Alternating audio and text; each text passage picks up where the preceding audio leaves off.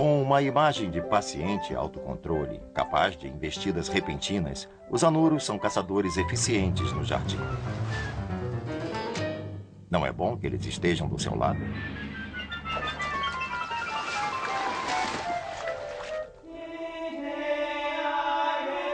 O mundo secreto dos jardins.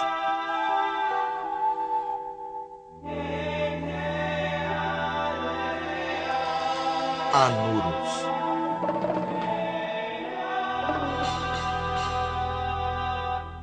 Distribuição Sinapse.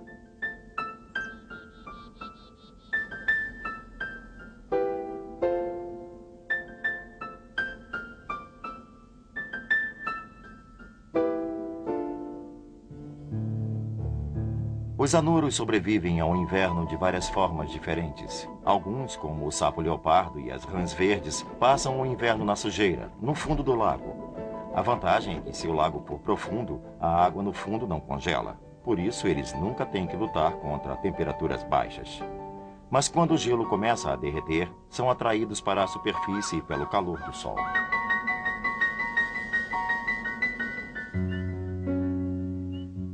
Uma estratégia de sobrevivência totalmente diferente é ficar sob as folhas caídas, que funcionam como um abrigo para algumas espécies de anuros. Mas quando o frio é insuportável, nenhum anuro é mais adaptado do que as rãs comuns. Proteínas especiais e substâncias como glicose e glicol agem como anticongelantes em seu corpo, e isso as ajuda a resistir ao congelamento. Mas se por acaso a temperatura cair demais, elas até podem acabar congelando. Podem até solidificar, mas o impressionante é que anuros conseguem se recuperar deste estado criogênico sem nenhum dano.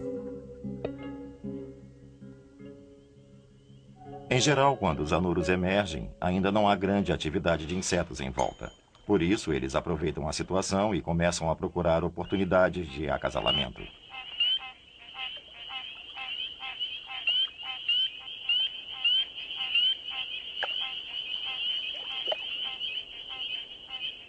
No início da primavera, dificilmente passamos por um pântano ou uma lagoa sazonal sem sentir necessidade de usar tampões de ouvidos. O motivo desse alvoroço é um sapo pequenininho, menor que o meu polegar, conhecido como rã de madeira. Ele está entre as primeiras criaturas a aparecer em volta de charcos e lagos para proclamar cantando sua esperança de encontrar uma parceira.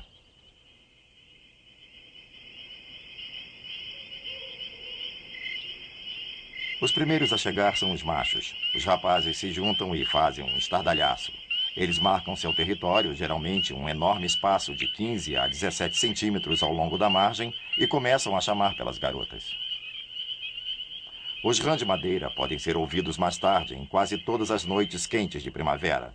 E às vezes, no auge do período de reprodução, vamos ouvi-los fazer esse chamamento durante o dia, o que acredito ser um sinal de desespero da parte deles. Os rãs de madeira são anuros arborícolas, e assim que a época da reprodução acaba, eles voltam às árvores e arbustos para se alimentar. Outra espécie de anuro que partilha seu espaço é chamada de ila versicolor, ou de perereca cinza, que só para confundir pode ser cinza ou verde. Esses anuros têm uma aparência estranha, são bem maiores, podem chegar a ter de 7 a 10 centímetros e têm um disco adesivo nos dedos que lhes permite subir em superfícies verticais. Podem caminhar em quase todo lugar. Ao contrário de muitas outras espécies, elas têm a pele verruguenta e rugosa. Sua pele se parece com a dos sapos. Logo nas primeiras noites quentes da primavera, no hemisfério norte, e logo depois que os rãs de madeira chegam, as rãs verdes descem da vegetação e novamente se aglomeram às margens dos lagos.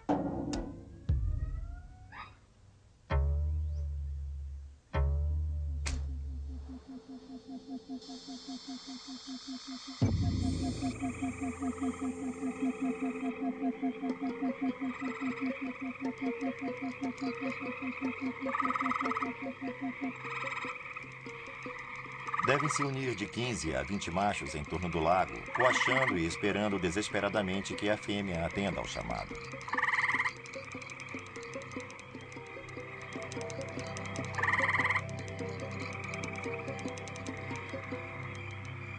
Normalmente leva uma semana ou dias para que as fêmeas comecem a aparecer e, claro, assim que as fêmeas se aproximam, o chamado fica mais alto. Com toda essa algazarra de machos chamando, as fêmeas que se encontram num raio bem amplo atendem à convocação descendo de árvores e arbustos para as margens dos lagos. E os machos sempre têm que estar preparados, cantando, cantando, cantando para o acasalamento. I was alone, looking for someone to love, somebody to call my own, under the moon up above, all by myself, hoping that someone would see my lonely heart on the shelf, in need of sweet company. At last my prayer was realized, with a love that made me swoon. My plans for one were all revised. Now we'll plan the honeymoon. No more am I alone and blue. Now I'm dancing in the moonlight with my love so true. By the glow of the moonlight,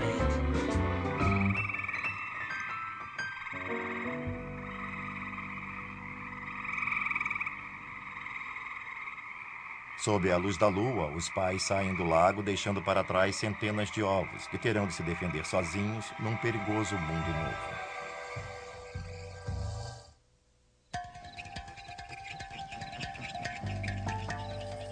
E num certo dia, em seu jardim, surgem centenas de criaturas se alimentando de suas plantas. Mas, por sorte, há também muitas criaturas loucas para se alimentar delas.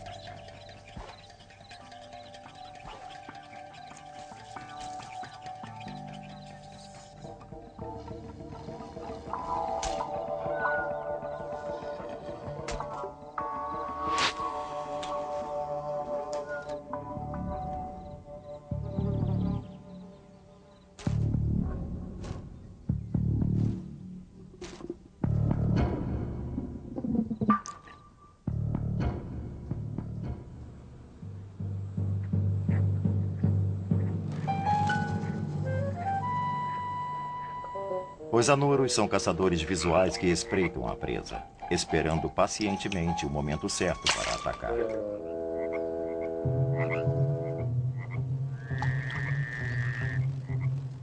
O que capta a atenção deles é o movimento. Eles têm visão lateral aguçada e uma paciência infinita. E quando veem algo se movendo, chegam mais perto, mas não se precipitam no ataque. Geralmente eles dão apenas um salto, com precisão incrível. Por isso, eles calmamente se preparam para que o menor movimento, uma virada de cabeça da presa, seja o bastante para disparar instantaneamente o ataque.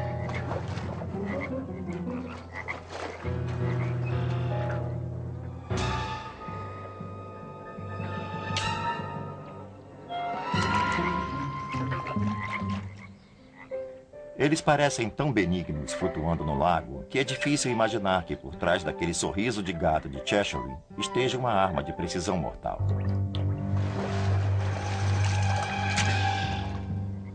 A língua tem superfície pegajosa e gruda na presa. Então, quando o sapo retrai a língua, puxa a presa direto para o seu papo estufado.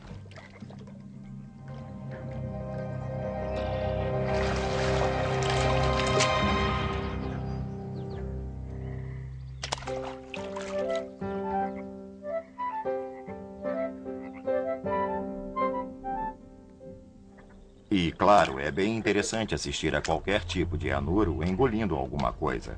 Ele traz para dentro da boca e, em seguida, seus olhos protuberantes se fecham, enquanto toda a estrutura muscular em torno da boca força a presa a passar pelo esôfago.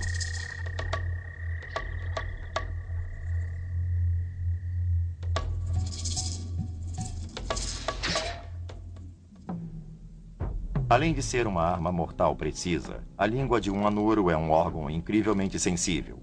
Seu instinto é agarrar alguma coisa que se mova e só perguntar depois, o que nem sempre é uma boa ideia. Em geral, não obtêm todas as informações necessárias antes de colocarem as criaturas na boca. A esta altura, naturalmente, o interior da boca está úmido, substâncias se juntam a esse líquido e os receptores gustativos dizem "eca" ou "que delícia". E eles engolem baseados nisso. Eca.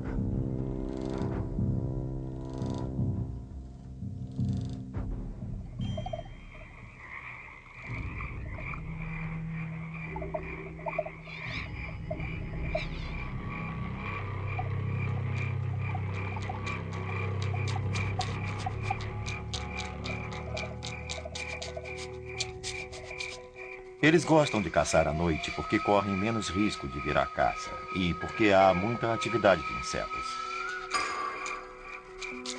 Para que isso seja possível, eles têm que ter excelente visão noturna.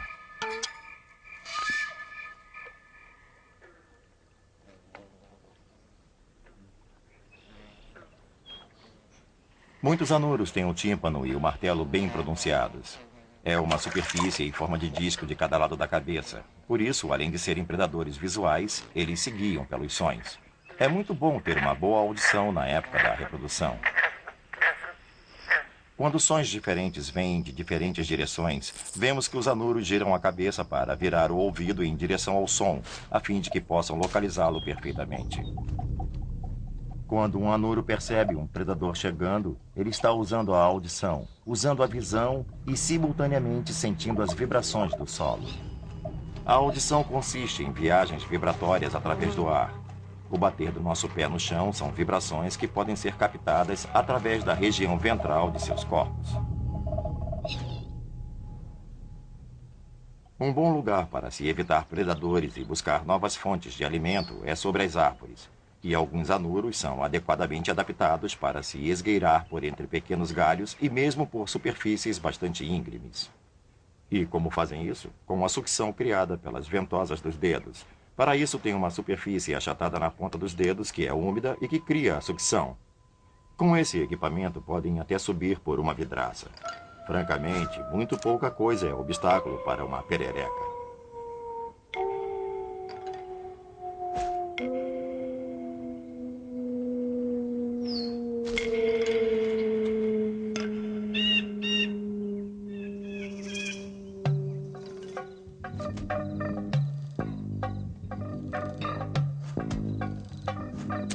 As rãs têm pernas traseiras poderosas, e isso dá a elas uma vantagem real quando tentam escapar de predadores.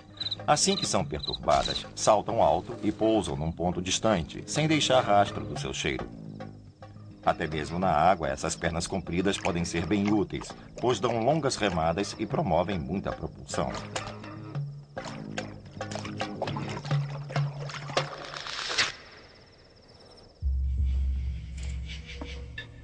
Saltar é um meio importante de colocar certa distância entre elas e um predador. Mas uma outra defesa das rãs é se encurvar e ficar imóveis. E isso tem duas vantagens. Uma é que as faz parecer maiores e mais difíceis de serem engolidas. Imagine uma cobra pequena se aproximando. A cobra acharia que a rã não caberia em sua boca. Portanto, essa é uma postura de defesa.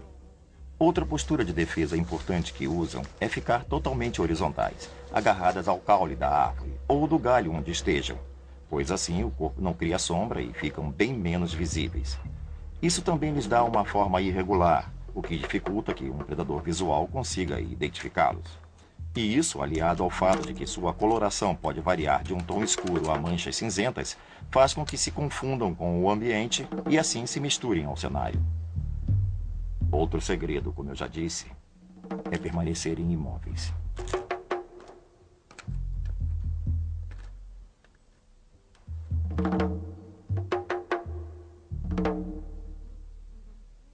Os anuros existem de todas as formas e tamanhos, desde as pequeninas rãs até os brutamontes dos lagos, as rãs-touros. Eles também podem variar um pouco em cor, do marrom dos sapos comuns ao azul metálico de algumas rãs.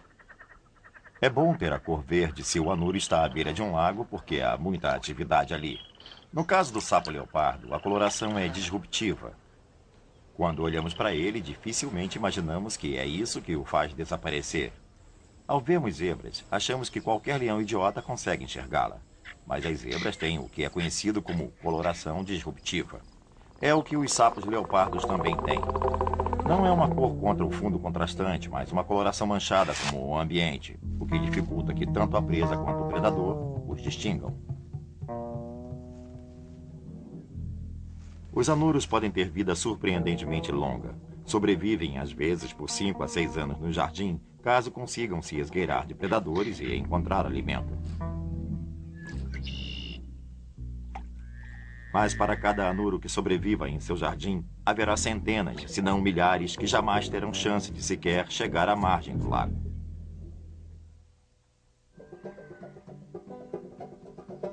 Muitas pessoas sabem que a maioria das rãs tem pele macia, o que as distingue dos sapos. Mas a pele macia de uma rã é geralmente úmida e talvez um pouco viscosa ao toque. Elas precisam ter pele úmida a fim de respirar, e é por isso que procuram ficar perto de lagos, embora possam se alimentar bem nos campos ou entre vegetações. Ainda assim, elas tendem a concentrar a maior parte de sua atividade em torno dos lagos, para que regularmente possam mergulhar e se molhar. Lembro que quando criança pensava, se há rãs no lago, quero pegar uma. Claro, quando se chega perto, a rã salta para dentro da água e desce para o fundo. Lembro que eu pensava, vou esperar que ela volte à superfície, aí eu vou pegá-la. Não vai ficar lá para sempre. Mas eu estava enganado. Elas não precisam inspirar o ar pela boca para seus pulmões. Elas podem respirar pela pele e o oxigênio existe na água tanto quanto no ar. Portanto, elas conseguem respirar dentro d'água. Quer dizer, a rã pode ficar lá embaixo quietinha por horas a fio. Minha paciência não dura tanto tempo. Os girinos, claro, respiram de forma diferente dos adultos. São especializados em viver em ambiente aquático, por isso têm brânquias. Em qualquer tipo de lago podemos nos deparar com centenas de milhares de girinos. Mas imagine, se todos sobrevivessem até a vida adulta, acredito que seriam como uma daquelas pragas bíblicas, rãs por toda parte. Não haveria espaço suficiente no mundo. Isso indica naturalmente que esses girinos são uma importante fonte de alimento para muitas criaturas, todas querendo comê-los. O fundo de um lago, por exemplo, é abarrotado de insetos predadores de vários tipos, que ficam desesperados para comer todos esses girinos.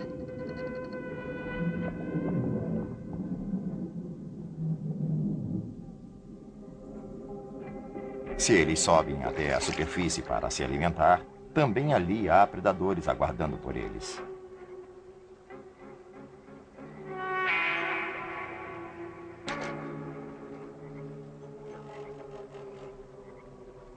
Chega um momento em que a verdade aparece e o girino tem que fazer uma transposição espetacular para deixar de ser uma criatura totalmente aquática e virar uma basicamente terrestre de respiração aérea. E não só perde a cauda e ganha pernas, o que significa que se move de forma inteiramente diferente, como também muda a forma como obtém o oxigênio. Este movimento de transição é quase como um renascimento quando entram no novo mundo. Tornam-se criaturas totalmente diferentes.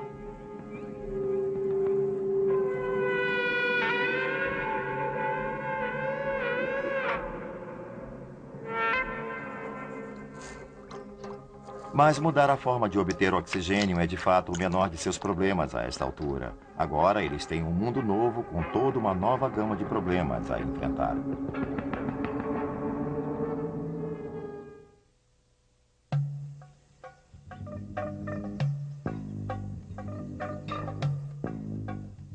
Um dos meus exemplares favoritos é a perereca cinza, porque é fácil reconhecê-la. São residentes que se estabelecem em volta da casa e podemos prever onde estão. Elas vocalizam das vegetações pendentes e descansam no mesmo lugar durante o dia. Um local onde é comum encontrá-las é em volta da piscina, empoleiradas na cerca. Gostam de ficar em cercas porque é fácil se esconder ali. Mas podemos encontrá-las nas beiradas do telhado de casa e em vários lugares estranhos onde nunca imaginaríamos. Elas vocalizam e o som pode lembrar o de um mamífero, talvez um coati. Pode ser um som bem característico.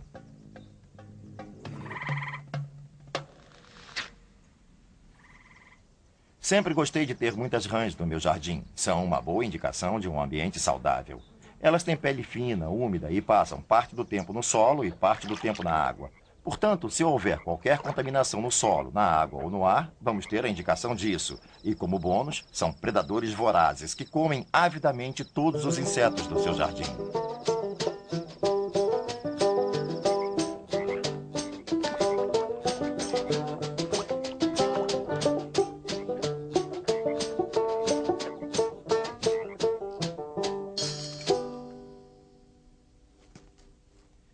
Infelizmente, em várias regiões, principalmente em áreas urbanas, o número de anuros está decaindo. E, na verdade, em alguns lugares, há espécies que desapareceram totalmente do ambiente local. Basicamente, os anuros podem ser de grande ajuda, e uma providência vantajosa é construir lagos no jardim, provendo o habitat para que se reproduzam. Não precisam ser grandes nem muito elaborados, mas podem ser muito úteis, mesmo os temporários, para que os anuros se reproduzam.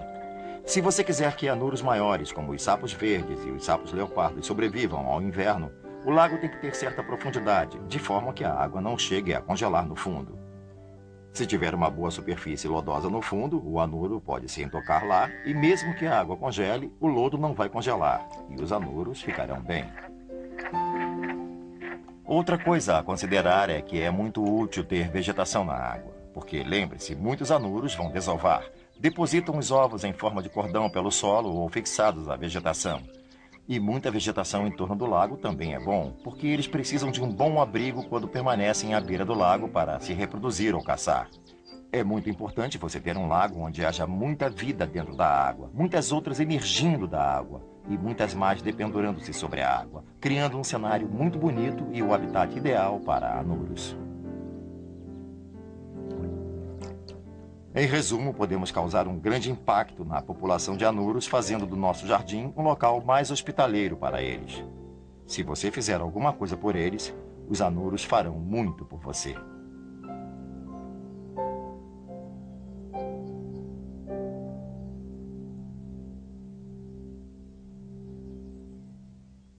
Versão brasileira Anima Vox.